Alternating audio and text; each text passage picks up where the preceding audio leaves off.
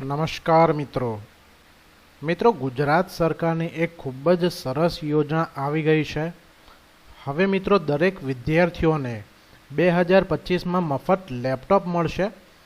હવે ઘણા મિત્રોને થાય કે આ યોજના છે તો આનો લાભ કેવી રીતે લેવાનો, અરજી કેવી રીતે કરવાની, આમાં ડોક્યુમેન્ટ કયા જોઈશે, ફોર્મ કેવી રીતે ભરવાનું, આ બધું જ મિત્રો આપણે આજના વિડીયોમાં જોવાના છીએ। તમને ફોર્મ ભરીને આપણે બતાવીશું કે તમે આમાં ફોર્મ કેવી રીતે ભરવાનું છે।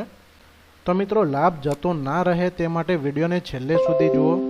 ચેનલમાં જો નવા હોય તો ચેનલને સબસ્ક્રાઈબ કરી લેજો, કારણ કે અહીંયાથી તમને રેગ્યુલર યોજનાઓની માહિતી મળતી રહેશે।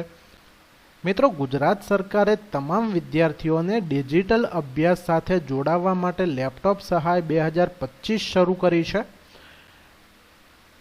અને આ યોજના હેઠળ મિત્રો બધાને મફતમાં લેપટોપ મળે છે। રાજ્ય સરકારે વિદ્યાર્થીઓને લેપટોપ દ્વારા અભ્યાસ કરવાની સહાય પૂરી પાડી છે। સરકારનો ઉદ્દેશ્ય એટલો જ છે કે ગુજરાતમાં રહેતા દરેક વિદ્યાર્થીઓને 2025માં મફત લેપટોપ મળી રહે। હવે મિત્રો આ લેપટોપ સહાય યોજના છે શું?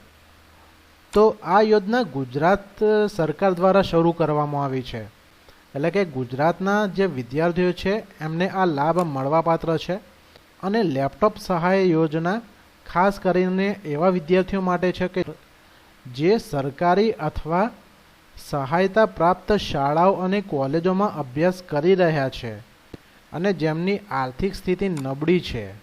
આ યોજના હેઠળ ફક્ત 8મા, 10મા, 12મા ધોરણ પાસ કરેલા વિદ્યાર્થીઓ જ અરજી કરી શકે છે। હવે મિત્રો લેપટોપ સહાય યોજના હેઠળ તમે અરજી કરીને મફતમાં લેપટોપ મેળવી શકો છો। પરિવારની જો વાર્ષિક આવક 1 લાખ રૂપિયા હોય તો તમે સરળતાથી અરજી કરી શકો છો અને આ અરજી ગુજરાતમાં રહેતા વિદ્યાર્થીઓએ જ કરવી પડશે। હવે વિદ્યાર્થીની ઉંમર 18 થી 25 વર્ષની વચ્ચે હોવી જોઈએ અને લેપટોપ સહાય યોજના હેઠળ જે જરૂરી દસ્તાવેજો છે એમાં તમારે આધાર કાર્ડ જોઈશે, photo, mobile number, email ID, તમારી સહી, અભ્યાસના દસ્તાવેજો વગેરે જરૂરી દસ્તાવેજો છે। હવે આમાં અરજી કેવી રીતે કરવાની છે મિત્રો? તો તમારે ફક્ત તમારી શાળા કે કોલેજ દ્વારા જ અરજી કરવાની રહેશે અને અરજી કરવા માટે તમારે બધા જરૂરી દસ્તાવેજો એકત્રિત કરવા પડશે। ઓનલાઈન અરજી કરવા માટે લેપટોપ સહાય યોજનાની જે સત્તાવાર વેબસાઇટ છે આના પર મુલાકાત લેવી પડશે અને તમારે લેપટોપ સહાય યોજના વિકલ્પ પર ક્લિક કરવાનું રહેશે। મિત્રો અરજી કરવા માટે જે વ્યક્તિએ અરજી ફોર્મમાં માહિતી દાખલ કરવી પડશે અને જરૂરી દસ્તાવેજો સ્કેન કરીને અપલોડ કરવા પડશે। હવે આ યોજનાના જે લાભો છે મિત્રો, એક તો તમને ફ્રીમાં લેપટોપ મળે છે જેના પર તમે કોઈ સ્કિલ શીખીને પૈસા પણ કમાઈ શકો છો। હવે મિત્રો આ જે યોજના છે આની જે ઓફિશિયલ વેબસાઇટ આવી રહી છે, અહીંયાથી આપણે અરજીપત્રક ઓપન કરીએ તો જે પ્રોફેશનલ તથા ડિઝાઇનિંગ, MBBS, પેરામેડિકલ, BE, CAમાં પ્રવેશ મેળવનાર શ્રમયોગ્યના બાળકો માટે લેપટોપ ખરીદી સહાય યોજનાનું આ એક અરજીપત્રક છે।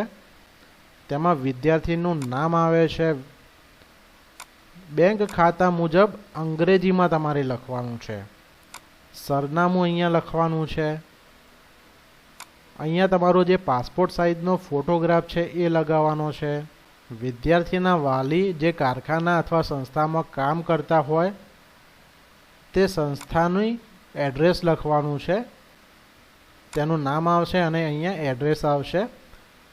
શ્રમયોગી જે હોય એનો મોબાઈલ નંબર લખવાનો છે તથા ઈમેલ આઈડી લખવાનું છે। વિદ્યાર્થીના વાલી જે કારખાના અથવા સંસ્થામાં કામ કરે છે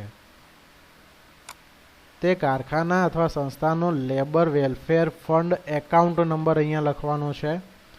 ધોરણ 12 પરીક્ષા આપ્યા પછી તેના માર્ક્સ, તેના માસ અને વર્ષ અહીંયા લખવાનું છે। પર્સન્ટાઇલ જે ઓવરઓલ પર્સન્ટાઇલ છે અહીંયા લખવાના છે। પ્રોફેશનલ ડિઝાઇનિંગ અભ્યાસક્રમમાં પ્રવેશ મેળવેલો હોય તેની વિગત અહીંયા લખવાની છે, જેમ કે MBBS, paramedical course, designing course, આ બધા જે કોર્સમાં પ્રવેશ મેળવ્યો હોય ત્યાંની વિગત અહીંયા લખવાની છે. લેપટોપ ખરીદી કર્યા તારીખ અહીંયા તારીખ લખવાની છે.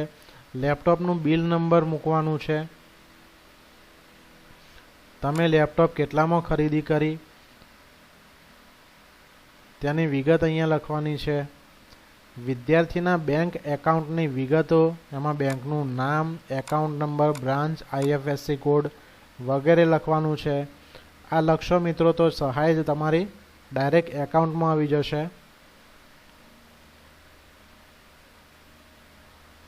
પછી અહીંયા તમારે ડિક્લેરેશન આપવાનું છે, એટલે કે બાંહેધરી આપવાની છે, અને અહીંયા તમારે સહી કરવાની છે, અને તમારા ફાધર કે શ્રમયોગીની સહી અહીંયા કરવાની છે.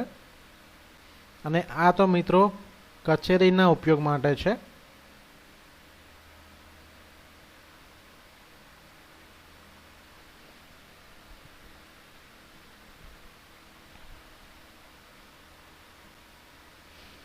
તો મિત્રો વિડીયો પસંદ પડ્યો હોય તો વિડીયોને લાઈક કરી દેજો અને તમારા મિત્રો તથા ગ્રુપમાં શેર કરી દેજો, જેથી તેઓ પણ આ લાભ લઈ શકે.